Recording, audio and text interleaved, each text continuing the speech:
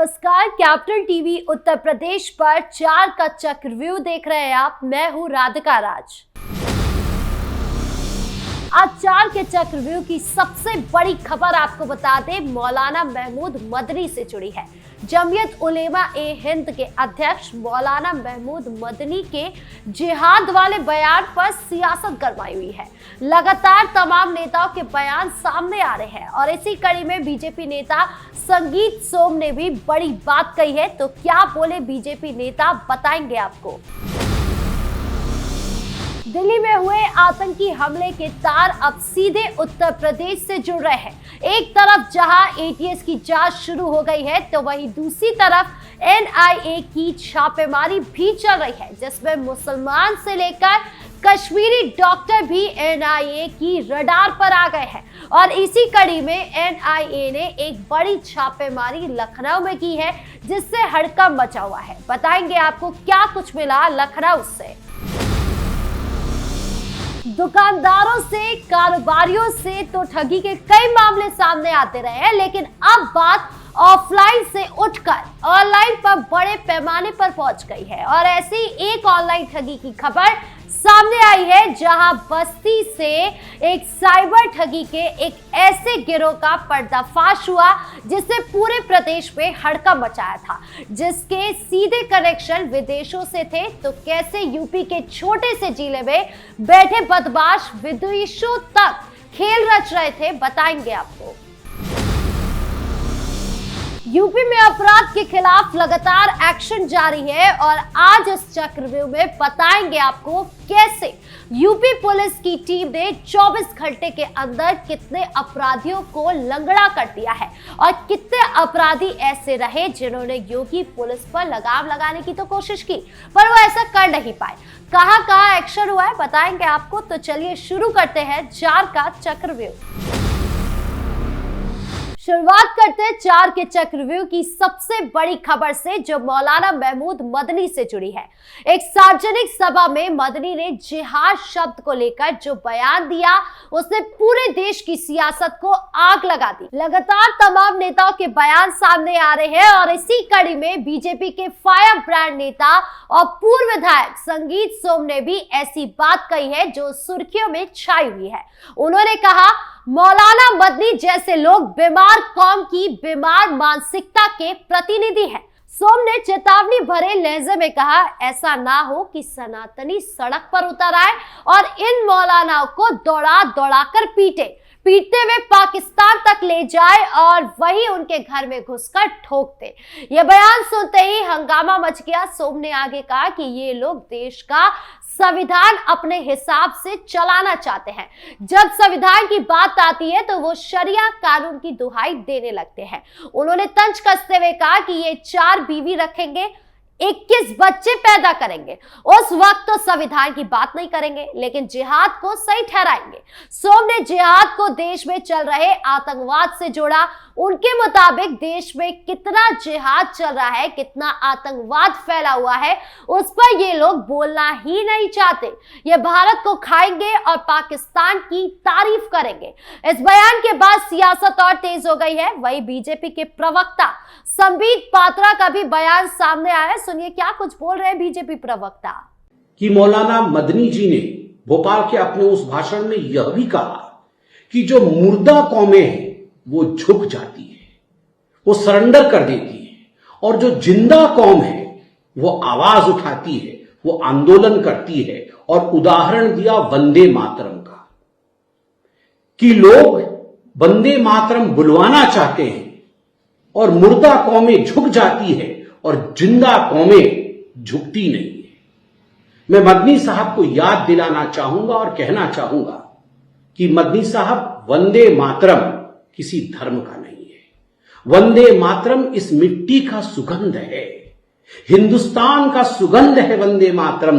हिंदुस्तान की वह बोली है, मां भारती की वह बोली है वंदे मातरम, जिस बोली को अपनाते हुए न जाने कितने असंख्य लोगों ने अपना बलिदान दिया, ताकि आज हम स्वाधीनता के सांस को, स्वाधीनता के वातावरण में हम सांस ले सकें। कुल मिलाकर मदनी का बयान हड़कंप मचा रहा है। अब ऐसे में देखना यह होगा कि मदनी अपने बयानों की माफी मांगते हैं या उन्हें सच में दौड़ा दौड़ा कर पीटा जाता है।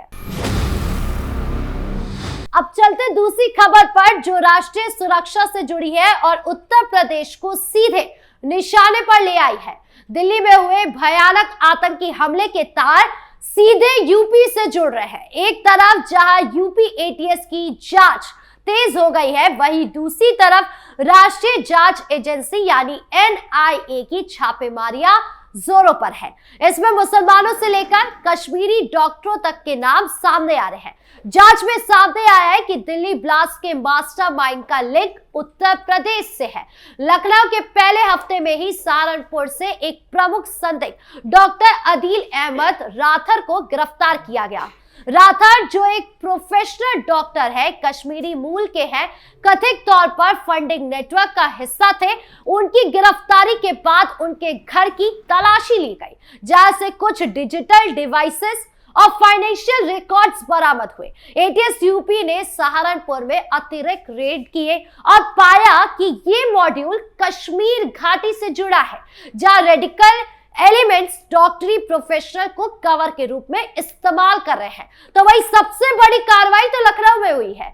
एनआईए की स्पेशल टीम ने खंदारी बाजार इलाके में डॉक्टर शाहीन शाहिद के पिता के घर पर धावा बोल दिया। डॉक्टर शाहीन, जो मुस्लिम समुदाय से है, दिल्ली ब्लास्ट के संदिग्धों के लिस्ट में थे। टीम सुबह सुबह पहुंची, घर की तलाशी ली और परिजनों से घंटों तक पूछताछ की। इलाके में भारी फोर्स तैनाती और स्थानीय लोग हैरान थे।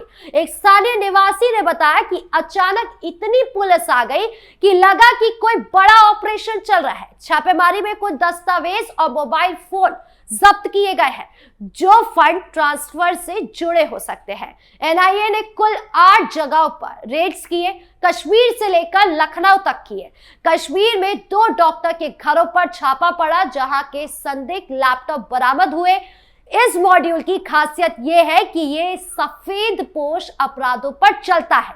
पारंपरिक आतंकवाद की बजाय ये लोग हाई प्रोफाइल जॉब्स जैसे डॉक्टरी बिजनेस को कवर बनाते हैं। हालांकि यूपी में एटीएस और एनआईए की जॉइंट टीम अब 24 घंटे अलर्ट पर है।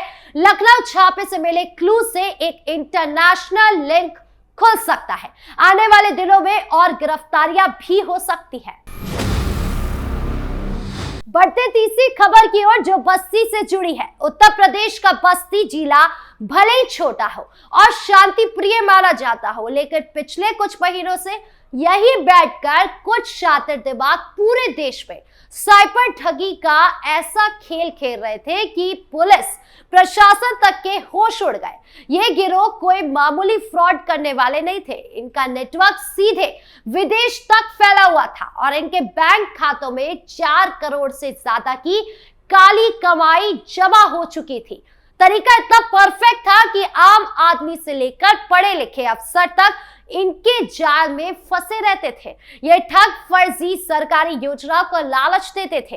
कोई मैसेज आता था लोगों के पास कि प्रधानमंत्री आवास योजना में आपका नाम निकल गया है, सिर्फ 1999 रुपए प्रोसेसिंग फीस जमा करें। जैसे ही शिकार पैसा डालता है, अगला खेल शुरू हो जाता है। कभी आधार अपडेट कराने के नाम पर ओटीपी मांगते हैं, कभी फर्जी लोन पास होने का लेटर भेजते हैं। पैसा आते ही मिनटों फर्जी बैंक अकाउंट के जरिए विदेशी क्रिप्टो वॉलेट्स में ट्रांसफर हो जाते हैं। वहां से पैसा आईएसआईएस जैसे आतंकी संगठनों या दूसरे अंतरराष्ट्रीय क्राइम सिंडिकेट तक पहुंच जाता है।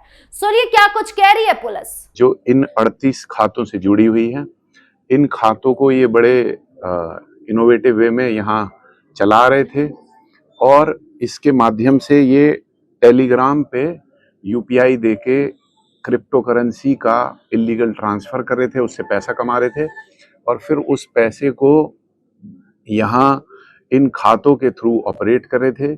और इन्होंने जैसे थाना कोतवाली क्षेत्र में खाता धारकों को कमीशन का लालच दे के उनका खाता ये चला रहे थे। उन लोगों को पता भी नहीं था कि हमारा खाता किसी क्राइम के लिए यूज हो रहा है। ये उनको सिर्फ फ्री में खाता खुलवाने के नाम पे उनको कमीशन दे के कर रहे थे। सोना थाना क्षेत्र में एक इंटरस्टेट गैंग है जो ऑपरेट कर रहा है किसी दूसरे स्टेट से और पैसे निकाल रहा है बिहार में, और उसने ऑपरेशनल एरिया अपना बनाया हुआ है यहाँ का थाना क्षेत्र सोहना को। सो इस पूरे गैंग पे भी अभी पुलिस टीम लगी हुई है। डीआईजी संजीव त्यागी ने साफ कहा कि ये कोई लोकल गिरोह नहीं है बल्कि अंतर्राष्ट्रीय साइबर क्राइम सिंडिकेट का हिस्सा है। अब पुलिस विदेशी मास्टरमाइंड तक पहुंचने की पूरी कोशिश कर रही है। बढ़ते चौथी खबर की ओर जो एनकाउंटर एक्शन से जुड़ी है। उत्तर प्रदेश में अपराध और अपराधियों दोनों का सफाया तेजी से हो रहा है। महज एक ही दिन के भीतर 4 अलग अलग जिलों में 4 बड़ी मुठभेड़ हुई। 4 कुख्यात हथियारबंद अपराधी पुलिस की गोली से इस कदर लंगड़े हो गए कि अब जिंदगी भर बैसाखी के सहारे ही चल पाएंगे। अपराधियों ने पुलिस को ललकारा था, गोलियां चलाई थी, लेकिन योगी की पुलिस ने एक ही जवाब दिया, सीधा पैर में गोली मारो। पहली मुठभेड़ कौशांबी जिले के करारी थाना क्षेत्र में रात के ठीक 2 बजे हुई।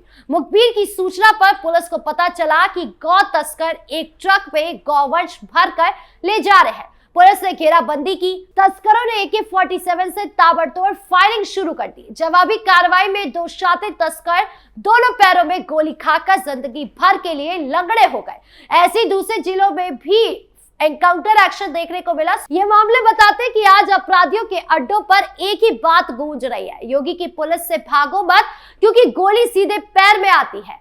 बहरहाल 4 के चक्रव्यूह में इतना ही। धन्यवाद।